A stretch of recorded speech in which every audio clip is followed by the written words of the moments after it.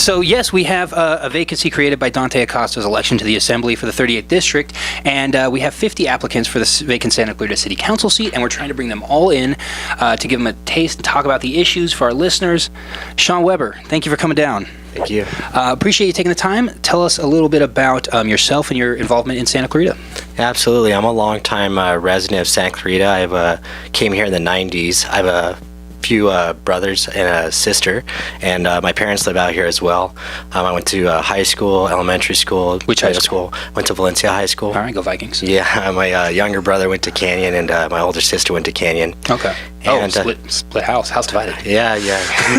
Say it like that. And I worked at a law firm for 10 years as their chief information officer. It's a large law firm, multi-state. We have 14 offices, 300 employees, 80 lawyers, and I worked there for 10 years. I left the law firm. I'm an entrepreneur. I have a business called Sedan Group. Sedan Group's a custom development company for custom applications.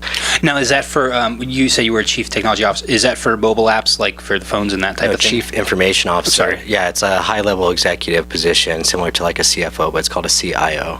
Right, and so your specialty would be in, for chief information, is that like information technology, or is that? It's a little bit higher than that. It's I would oversee the CTO, which would be a chief technology officer, but yes, it was a high-level executive position at a major law firm. And I also have a legal app called Legal Knock. It's in the Apple Store and the Google Play Store as well. And so what's that do?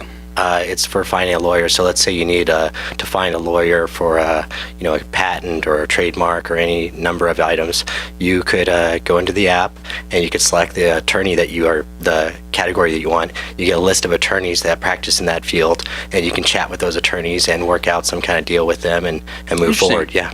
So what brought you into the Santa Clarita public arena? What made you decide to throw your hat in the ring for the city council race? The urging of my family and friends, quite a bit of them from many different areas reached out to me, and they said, Sean, we really want you to apply for this. They felt like the candidates that were currently that did currently run got less than 90% of the vote, and that was the big issue.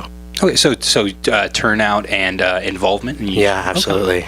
Okay, and can you talk to me about any community organizations or any work you've done out here, volunteer, nonprofit, anything in that area for the community?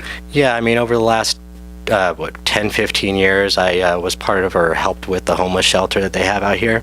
And also within the last year, I met with Hart High School to discuss with them the active shooter or active threat problem that we're getting to be more familiar with.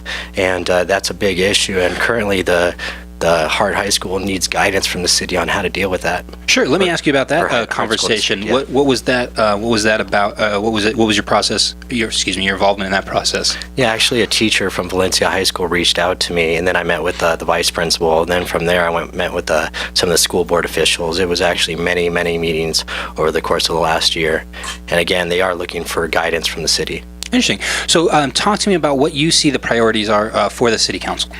I would say the number one priority is infrastructure. And what I mean by infrastructure is we need to become a smart city, and we need to have smart lights and those kinds of things, but not just lights. We need to fix not only building new roads, but fix our existing roads. And I read an article in a newspaper yesterday, and it was commenting on the problems with miscommunication and pointing fingers between Caltrans and our current city council. And I contacted Caltrans yesterday actually and spoke with the person that's actually in charge of Los Angeles, and she said that there's no problem with Santa Clarita communicating with them, so they urged Santa Clarita to reach out to them. Talk to me. We have a minute left. I want to ask you one thing you agree with that the city council has done in the last few years, and one thing that you maybe would do differently. Yeah, absolutely. I love Santa Clarita. Santa Clarita is my hometown. I mean, it's where I grew up, and it's what matters to me the most.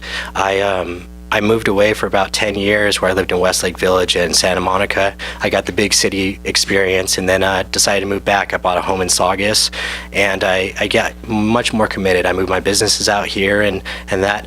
And with that being said, Santa Clarita has done a lot of things right. I mean, that's why I love Santa Clarita. It's a community where all my friends and my family live. I mean, it's really important to me. So it's not a matter of what they've done what they've done right is they got us here.